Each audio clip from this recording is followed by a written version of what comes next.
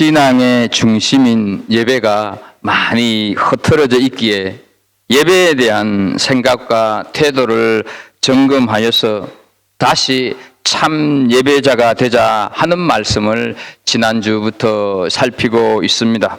우선 예배는 드리는 것이지 결코 보는 것이 아님을 우리 마음에 깊이 새겨야 한다 하는 말씀을 드렸습니다. 그리고 우리 몸이 산 제물로 드려져야 합니다. 몸은 예배당 안에 있지만 생각이나 마음이 다른 것에 빠져 있다면 몸을 산 제물로 드리는 것이 아닙니다. 여기까지가 예배당 안에서 드려지는 예배입니다. 그리고 제사에는 반드시 드려지는 제물이 있어야 하고 그 드려지는 제물은 죽어야 제물로서의 가치가 있는데 여기서 죽는다고 하는 것은 우리의 일상에서 선한 영향력을 나타내는 것이라고 말씀을 드렸습니다. 내가 살아가는 삶의 자리에서 내가 하는 말이 가난하고 고독하고 외로운 이들에게 격려가 되고 내 손이 힘없고 연약하고 무력해진 사람들을 붙잡고 내 발이 복음을 전하는 아름다운 발로 사용되어지는 것, 그래서 예수 그리스도의 향기가 나타나는 죽어서 말하는 삶이 산제물이고 그것이 교회 밖에서의 예배다 하는 것을 살폈습니다.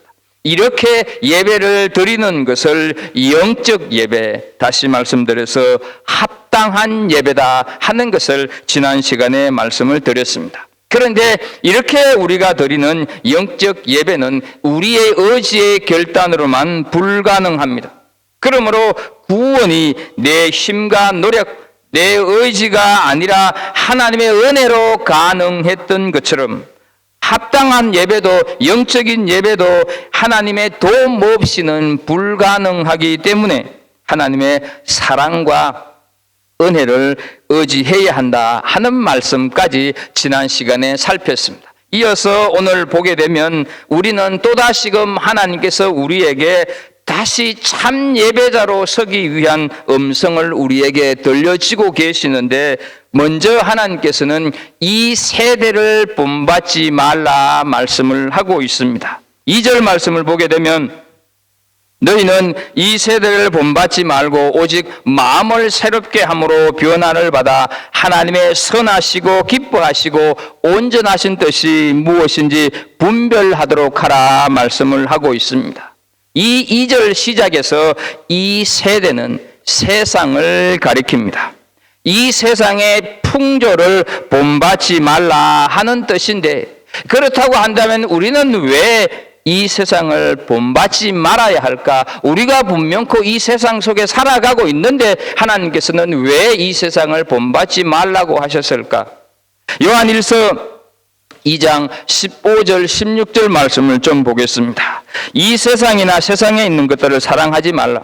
누구든지 세상을 사랑하면 아버지의 사랑이 그 안에 있지 아니하니 이는 세상에 있는 모든 것이 육신의 정욕과 안목의 정욕과 이생의 자랑이니 다 아버지께로부터 온 것이 아니요 세상으로부터 온 것이라 말씀을 합니다. 세상의 모든 것은 육신의 정욕과 안목의 정욕과 이생의 자랑뿐이기 때문에 결코 이 세상을 본받지 말라 말씀을 하고 있는 것입니다. 여기서 우리가 주의해야 할 것은 성경에서 말씀하고 있는 세상에 대한 정확한 이해를 해야 하는 것입니다. 우리는 세상을 눈에 보이는 모든 것을 지칭하는 것으로 생각합니다. 그렇다면 직장도 세상이고 가정도 세상이고 학교도 세상입니다. 과연 사도 요한이 직장을 사랑하지 말고 학교를 사랑하지 말라 이런 의미로 세상을 사랑하지 말라 말씀을 하셨을까? 물론 직장이든 학교 이런 것들이 사랑의 대상이 될 수는 없습니다. 하지만 세상을 그렇게만 이해를 하면 우리 신앙에 많은 오류를 가져오게 됩니다. 여기에서 말씀하는 세상은 산이나 바다 같은 우리 눈에 보이는 것을 의미하는 것이 아닙니다. 돈이나 기타 재물 같은 것을 의미하는 것도 아닙니다. 다시 말해서 성경에서 말씀하고 있는 세상은 우리 눈에 보이는 것, 우리가 소유하고 있는 물질 세계를 의미하는 것이 아니다 하는 것을 기억해야 합니다. 하나님을 믿지 않고 의지하지 않는 모든 사고방식을 가리켜서 세상이라고 일컫는 것입니다. 하나님을 인정하지 않고 하나님을 무시하고 하나님을 떠난 상태에서 자기 마음대로 사는 것을 세상이라고 의미하는 것입니다. 이렇게 보면요, 교회 안에서도 세상은 존재할 수 있겠구나 하는 생각을 할 수가 있습니다. 신앙생활을 한다면서 하나님과는 전혀 상관없이 자기 신앙 철학을 하나님보다 더 앞세운다고 한다면 그것은 바로 세상입니다. 하나님께서 계시다고 하는 것을 전혀 생각하지 않고 자신의 본능과 욕구에 따라서 하고 싶은 것 마음껏 하면서 사는 삶이 바로 세상이라고 하는 단어 속에 포함되어 있는 뜻이다 하는 것이죠. 그래서 우리가 어떤 일을 만났을 때 하나님의 뜻을 전혀 생각하지 않고 내 욕심대로 그 일을 처리해 버린다고 한다면 우리는 세상을 사랑하는 사람들입니다. 만약 우리가 어떤 말을 할 때 그 말이 하나님의 뜻에 따른 말이 아니라 내 기분대로 하는 말이라면 우리는 세상을 사랑하는 사람들입니다. 만약 우리에게 돈이 생겼는데 그 돈을 사용할 때 과연 이렇게 사용하는 것이 하나님께서 기뻐하시는 일인가, 이것을 전혀 생각하지 않고 내 욕심에 따라 사용한다면 우리는 아직도 세상을 사랑하고 있는 것입니다. 그리고 이런 세상의 모습을 총체적으로 묶어서 육신의 정욕, 안목의 정욕, 이생의 자랑이다 말씀을 하고 있는 것입니다. 이런 세상이기 때문에 본받지 말라 말씀을 하는 것입니다. 본받지 말라 할 때 이 본이라고 하는 뜻은 흔히 우리가 말할 때 무엇에 대해서 본뜬다 이런 말을 하지 않습니까? 자식이 부모를 너무 많이 닮았을 때 우리는 어떻게 표현을 합니까? 붕어빵 이렇게 말하지 않습니까? 그래서 본문에서 말하는 본이라고 하는 것은 똑같은 것을 찍어낼 수 있는 어떤 틀을 말하는 것입니다. 이 세상의 풍조를 본받는 것으로 우리의 인생을 찍어내어서는 안 된다 하는 것이죠. 다시 참 예배자로 세워져야 하는 우리 그리스도인들은 영원히 추구해야 할 본이 있습니다. 그것이 바로 예수 그리스도인 줄로 믿습니다. 우리는 우리가 보는 것에 대해서 영향을 많이 받습니다. 세상을 바라보게 되면 세상을 닮아가는 붕어빵이 될 수밖에 없는 것입니다. 세상을 닮아가게 되면 예배자로 세워지기는커녕 세상 사람들에게 오히려 욕을 먹게 된다 하는 사실이죠.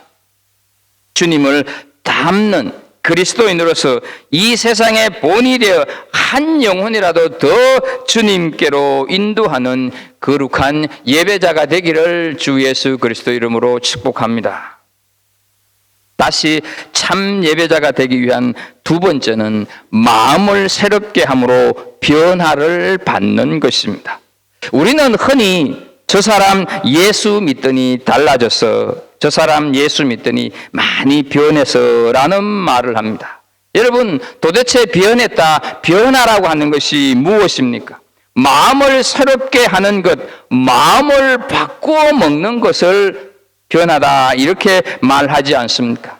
그런데 오늘 본문 2절에서 말씀하는 변화는 단순히 겉모양만 바뀌는 체인지를 말하지만은 않습니다. 이 체인지를 포함해서 본질이 바뀌는 트랜스포메이션, 이것을 변화를 의미한다 이렇게 우리는 생각해야 한다 하는 것이죠. 컵에 물이 얼음이 되었다가 녹았다 하는 그런 정도가 아니라 물이 변하여 포도주가 되는 것처럼 본질이 달라지는 것, 전혀 다른 존재로 변하는 것을 오늘 본문 2절에서 변화를 받아 이렇게 말씀을 한다는 것이죠. 그렇다고 한다면 우리는 과연 우리 삶 속에서, 내가 살아가는 삶 속에서 이런 질적인 변화가, 본질적인 변화가 가능하다고 생각이 되어지느냐 하는 것이죠.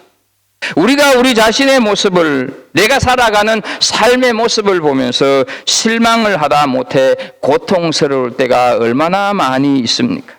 수십 년 예수를 믿었는데, 목사가 되고 장로가 되고 권사가 되었는데, 그렇게 많은 예배를 드렸고 그렇게 많은 성경 공부도 할 만큼 했는데 변하지 않는 내 모습 때문에 우리는 가슴을 칠 때가 얼마나 많이 있느냐 하는 것이죠. 그러면서 마음은 원이로되 육신이 약하여 라고 하는 이 한마디로 우리는 그냥 얼버무리면서 넘어가지 않습니까? 자, 그렇다고 한다면 정말 우리는 변할 수 없는 것입니까? 하나님께서는 분명코 변할 수 있다고 말씀을 하십니다. 변할 수가 없는데 어떻게 변화를 받으라고 하시겠습니까? 마음을 새롭게 함으로써 변화가 가능하다 하는 것이죠. 그런데 이 변화는 하루아침에 당장 이루어지는 것이 아니라 점진적인 변화다 하는 것을 기억해야 합니다. 때문에 오늘 내가 나에 대해서 실망할 수밖에 없는 많은 모습을 본다 할지라도 나는 마침내 하나님의 은혜와 자비로 변화될 수 있다고 하는 사실을 믿는 은혜가 있기를 축복합니다. 고린도후서 5장 17절 말씀에 보게 되면, 그런즉 누구든지 그리스도 안에 있으면 새로운 피조물이라, 이전 것은 지나갔으니 보라 새 것이 되었도다 말씀을 하십니다. 변화를 믿지 않는다면 기독교는 소망이 없습니다. 언제 변할까 싶지만 점진적으로 변화가 된다 하는 것이죠. 그러면 우리는 이제 그 가능한 변화의 구체적인 방법을 좀 생각해 보도록 하겠습니다. 소극적인 방법입니다. 우리 마음이 부패될 수 있는 상황이나 사건이나 사람을 멀리 해야 합니다. 가까이 하다가 보게 되면 나도 모르게 더럽힘을 받게 됩니다. 예를 들어서 여러분, 우리 생활 환경 속에서 안목의 정욕에 빠질 그 무엇은 없을까 하는 것을 우리는 한번 곰곰이 생각을 해볼 필요가 있습니다. 저희 집에서 24인치 TV를 보다가 몇 해 전에 32인치로 바꾸었습니다.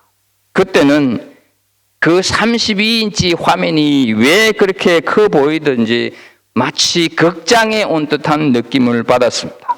그런데 요즘에는 참 작다고 느껴집니다. 어쩌다가 이 전자제품을 파는 곳에 가면 어마어마한 크기의 TV들이 있는데 저것 중에 하나 좀 집에 들여다 놓았으면 좋겠다 하는 생각이 듭니다.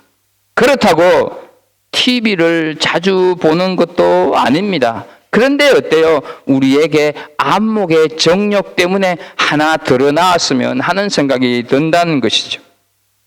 TV 연속극을 밤새 보는 분들이 계실 것입니다. 그만 보고 자야지 하면서도 다음 이야기가 궁금해서 또 보고 그러다가 날이 새고 잠깐 눈을 붙이고 일어나 보니 온몸이 찌뿌둥하고, 그래서 오늘 예배는 좀 쉬어야 되겠다 하는 분들도 계실는지 모르겠습니다. 이런 정욕들이 우리에게는 없느냐 하는 것이죠. 이런 것들을 가까이 해서는 안 된다는 것입니다. 오늘 우리 주님께서 우리 가정을 방문하신다고 하면 주님께서 보시기에 안타까운 것들이 없을까? 우리는 우리 생활을 점검해 볼 필요가 있지 않겠습니까? 시편 1편 1절에 보게 되면 우리가 잘 아는 말씀이 있습니다. 복 있는 사람은 악인들의 꾀를 따르지 아니하며 죄인들의 길에 서지 아니하며 오만한 자들의 자리에 앉지 아니하고 말씀을 합니다. 이 1절에서 중요한 동사 3가지가 나오고 있는 것을 보게 됩니다. 악인의 꾀를 쫓아서 걷지 아니하며 할 때의 걷다와 그 다음에 죄인의 길에 서지 아니하며 할 때 서다와 오만한 자들의 자리에 앉지 아니하며 할 때 앉는다. 이 세 동사 어떻습니까, 여러분? 걷다 보게 되면 서고 싶고 서 있다 보게 되면 앉고 싶은 것입니다. 그러므로 처음부터 악인의 길을 따르는 것을 우리는 거부해야 한다 하는 것이죠. 하나님께서 원하시지 않고 하나님의 말씀의 원칙에 어긋날 경우 비록 내가 지불해야 하는 희생이 따른다 할지라도 이런 것들을 향해서 우리는 단연코 노라고 할 수 있어야 한다 하는 사실이죠. 이제는 변화의 적극적인 방법을 좀 살펴보겠습니다. 우리가 달라지고 우리가 마음으로 새롭게 되고 변화되기 위해서는 다른 것이 아니라 적극적으로 하나님을 바라보아야 하는 것입니다. 하나님을 바라볼 때 우리의 마음은 새롭게 바뀐다는 것이죠. 마음이 더러워질 상황이나 사람을 가까이 하지 않아도 하나님을 바라보지 않는다고 하면 어떤 면에서는 체인지는 될지 몰라도 트랜스포메이션은 일어나지 않는다 하는 것이죠. 그래서 히브리서 12장 2절 말씀을 보게 되면 믿음의 주여 또 온전케 하시는 이인 예수를 바라보자 이렇게 말씀을 하셨습니다. 모세의 인도에 애굽에서 탈출한 이스라엘 백성들은 낮에는 구름 기둥, 밤에는 불 기둥으로 보호하셔서 이 수많은 무리들을 시내 산으로 도착시켰습니다. 그 후에 하나님께서는 모세를 시내산 꼭대기에 오르도록 하여서 40일 동안 그 시내산 꼭대기에서 머물게 하시는 것을 우리는 성경을 통해서 알고 있습니다. 시내산은 해발 2000m가 넘는 비교적 높은 산입니다. 가보신 분들은 아시겠지만 1500m 정도까지는 버스를 타고 올라갑니다. 그러나 그 다음부터는 버스가 갈 수 있는 길이 없기 때문에 정상까지는 걸어가야 합니다. 대부분 바위로 된 가파른 산입니다. 왜 하나님께서는 이 높은 산으로 모세를 불러내었다고 생각을 하십니까? 물 한 방울 없고 풀 한 폭이 나지 않는 바위산으로 부르신 것은 그곳에는 하나님 외에는 아무것도 보이는 것이 없기 때문이다 하는 것이죠. 시내산 주변 자체가 광야요 황무지입니다. 왜 하나님께서는 이런 곳으로 이스라엘 백성들을 인도하셨다고 생각을 하십니까? 광야라서 아무것도 없기 때문에 하나님만 바라볼 수 있기 때문입니다. 우리가 사는 오클랜드는 보이는 것이 너무너무 많습니다. 우리 주변에는 보이고 들리는 것이 너무 많다 하는 것이죠. 그래서 정작 우리가 보아야 할 십자가를 우리는 보지 못한다 하는 것이죠. 정작 우리가 바라보아야 할 하나님을 바라보지 못한다 하는 것이죠. 하지만 광야에서는 아무것도 없기 때문에 하나님만을 바라볼 수밖에 없었다 하는 것이죠. 우리는 너무 많은 것을 보고 듣고 살아가고 있습니다. 문제는 그 보고 듣고 하는 그 모든 것들이 우리의 심령의 변화를 가져오는데 조금도 도움이 되지 않는다 하는 사실입니다. 오히려 그 보고 듣고 하는 것들이 하나님을 바라보는데 장애물이 될 뿐이다 하는 것이죠. 하나님을 바라보지 못하는 삶인데 어찌 변화가 일어나겠습니까? 이스라엘 백성들이 가나안을 향해서 갔던 그 길 자체는 하나님만을 바라보도록 훈련받는 여정이었다 하는 것을 기억하십시오. 더욱이 이스라엘 백성들이 말씀을 받기 위해서 머물렀던 이 시내산은 애굽과 가나안 땅의 중간쯤에 위치를 하고 있습니다. 애굽은 이스라엘 백성들이 좋은 노릇하던 그 과거를 떨쳐버려야 하는 옛사람의 모습이라고 할 수가 있습니다. 가나안 땅은 새로운 약속의 땅인 동시에 우리가 변화되어져야 할 영적인 모습입니다. 그 옛 모습, 그 옛 땅과 새 모습, 새 땅 사이에 시내산이 위치하고 있다 하는 것이죠. 그렇다면 여기에 과연 어떤 의미가 있겠습니까? 하나님을 바라보지 않으면 절대로 과거의 삶에서 떠날 수가 없다 하는 것이죠. 예수님을 바라보지 못하면 절대로 변화의 삶이 없다는 것입니다. 하나님을 바라보지 못하면 절대로 가나안을 향해서 갈 수가 없다 하는 것이죠. 십자가를 바라보지 않으면 가나안을 내 삶의 자리에서 이룰 수 없다 하는 사실을 우리가 기억할 수 있기를 축복합니다. 죄 가운데 머물렀던 우리는 과거라고 하는 애굽에서 예수 그리스도의 보혈로 죄 용서함을 받고 2023년이라고 하는 1월 8일 이 시내산이라고 하는 세상을 살면서 가나안이라고 하는 천국을 향해 가고 있는 우리들입니다.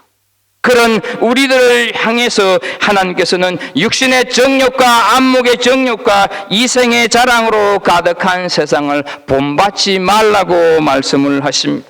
마음을 새롭게 함으로 변화를 받아라고 하시면서 우리에게 우리 마음이 부패될 수 있는 상황이나 사건, 사람들을 멀리하는 대신 하나님을 바라보라고 말씀을 하십니다. 그래야만 다시 참 예배자가 될 수 있다고 말씀을 하십니다. 참 예배자로 설 때만이 우리는 어지럽고 혼란한 이 세상을 이길 수 있는 삶을 능력을 공급받는 그리스도인들이 되어진다 하는 사실을 기억하실 수 있기를 축복합니다. 세 번째로 다시 참 예배자가 되기 위해서는 분별의 삶을 살아야 합니다. 하나님의 선하시고 기뻐하시고 온전하신 뜻을 분별해야 한다 하는 것이죠. 이것은 하나님의 뜻은 항상 선하고 하나님의 뜻은 항상 그 속에 하나님의 기쁘심이 있고 하나님의 뜻은 항상 온전하시다는 말씀이 전제가 되는 것입니다. 그래서 우리에게 요구되는 것이 우리 인생살이에서 우리가 말하고 행동하고 생각하는 것들이 이 세 가지의 뜻을 이루고 있는지 분별하라 이렇게 말씀을 하고 있는 것이지요.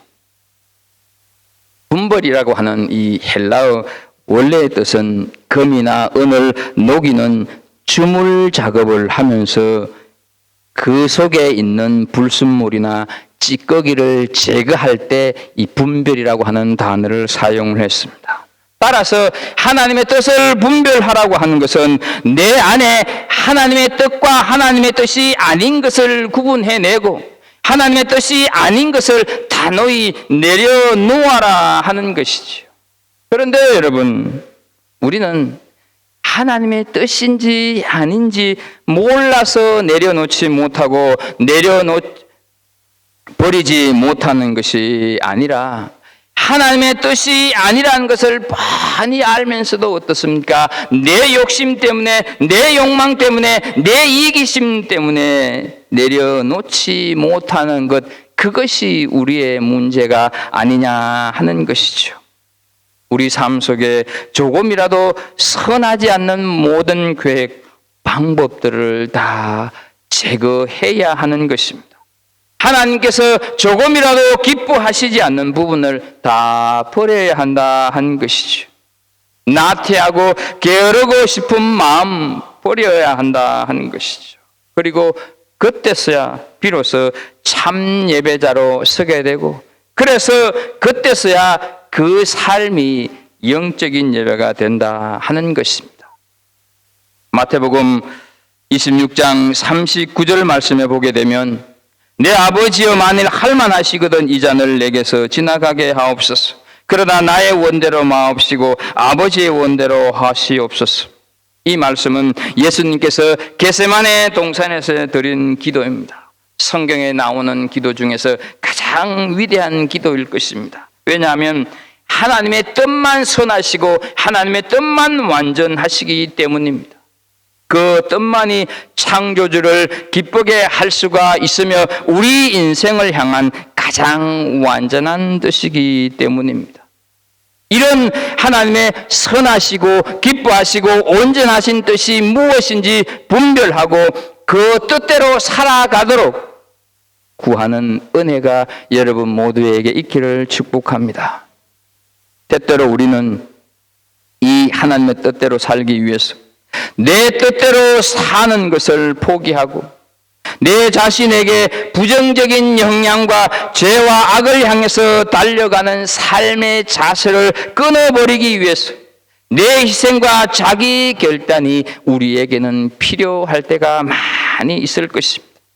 우리를 구원하시기 위하여서, 나를 살리시기 위하여서, 우리의 변화의 삶을 위하여서 주님께서는 나의 원대로 마옵시고 아버지의 원대로 하옵소서라고 기도하셨다고 하는 것을 기억해야 합니다. 그래서 우리 삶 속에도 우리 삶을 통해서 이루어질 하나님의 뜻을 따르는 영광스러운 우리의 모습, 그렇게 살아가는 삶 속에서 우리의 아름다운 미래가 펼쳐질 것을 우리는 기대하고 소망해야 할 것입니다. 또한 내 이웃들에게 나누어 주어야 할 그들의 삶의 진정한 변화를 기대하면서 날마다 구체적인 삶의 결단 앞에서 내 뜻대로 마옵시고 라고 기도할 수 있는 은혜가 있기를 주의 이름으로 축복합니다. 이제 이 세대를 본받지 않으면서 참 예배자로 살아갔던 한 인물을 소개하면서 말씀을 마칩니다. 에릭 리델이라고 하는 선교사입니다. 그는 1924년 파리 올림픽에 출전한 영국 선수로 400m 금메달리스트였습니다. 원래 에릭의 주 종목은 100m 달리기였습니다. 그런데 이 100m 달리기 경기가 열리는 일정이 발표가 되었을 때 첫 번째 예선이 1924년 7월 6일 주일이었습니다. 그러자 이 에릭은 저는 절대로 주일에는 경기를 하지 않습니다 라고 단호히 말합니다. 100m 이 계주 우승 후보가 출전을 하지 않겠다고 하자 언론에서는 그를 미친 사람인 양 보도를 했었고, 영국 사람들은 그를 편협하고 옹졸한 신앙인, 조국의 명예를 버린 위선자라는 그런 엄청난 비난을 쏟아부었습니다. 그러나 이 에릭은 평소처럼 그 주일에 조용히 교회에 가서 예배를 드린 다음에 아무도 예상하지 않았던 400m에 출전을 해서 금메달을 땀으로 인하여서 많은 사람들을 깜짝 놀라게 만들었습니다. 아니, 주종목이 아닌데 어떻게 금메달을 딸 수 있었느냐 물었을 때 그는 이런 대답을 합니다. 100m는 내 힘으로 뛰었고 나머지 300m는 하나님이 띄워주셨다라는 유명한 말을 합니다. 그런데요, 올림픽이 끝난 후에 그는 이런 음성을 하나님으로부터 듣습니다. 네가 받은 메달보다 더 위대한 메달이 있다. 더 위대한 영광이 있다. 너는 복음의 영광을 위하여 살아야 한다 하는 하나님의 음성을 듣습니다.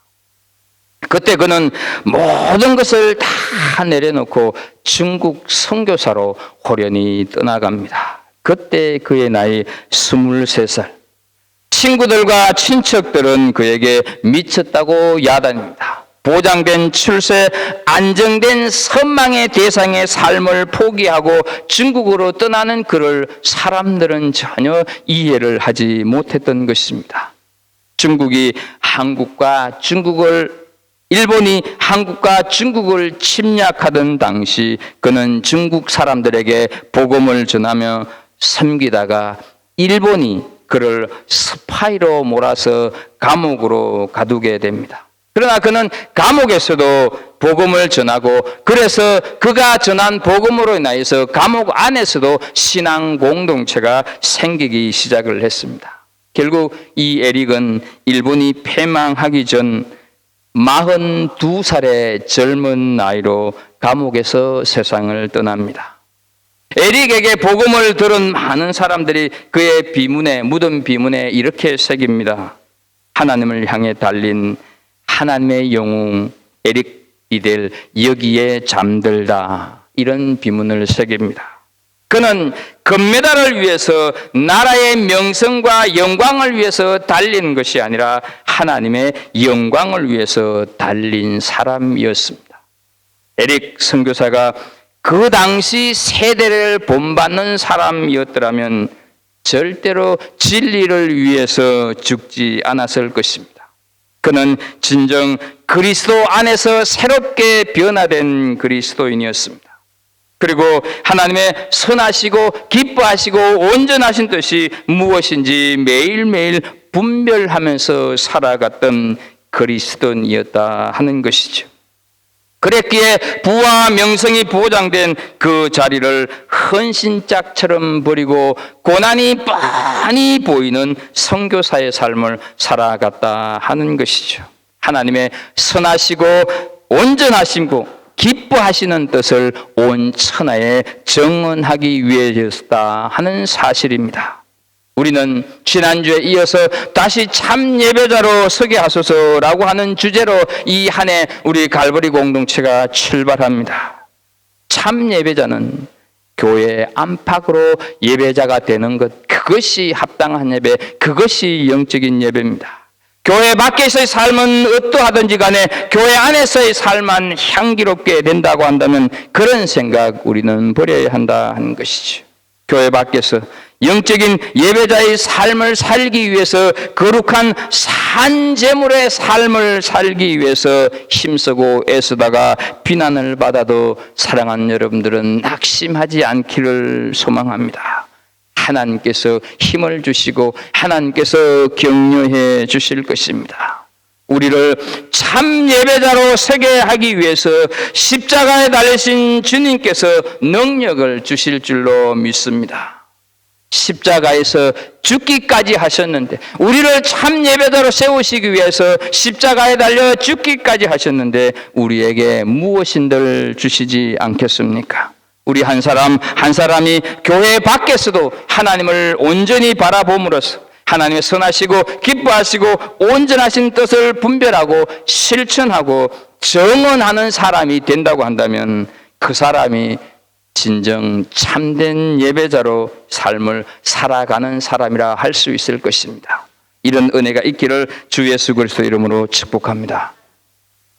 하나님 아버지, 새해 들어 두 번째 하나님이 주시는 말씀을 통하여서 우리가 어떻게 하면 다시 참 예배자로 서게 될 수 있을까 하는 고민들을 함께 나누었습니다. 하나님 아버지, 정말로 하나님께서 말씀하신 대로 하나님 우리가 이 세대를 본받지 않게 해주시고 마음을 새롭게 함으로써 변화를 받아서 하나님의 선하시고 기뻐하시고 온전하신 뜻이 무엇인지 분별하는 삶을 삶으로 말미암아 우리가 이 땅 속에서 어디를 가든지 간에 참된 예배자로 서 있는 갈보리 식구들 다 되게 하여 주옵소서.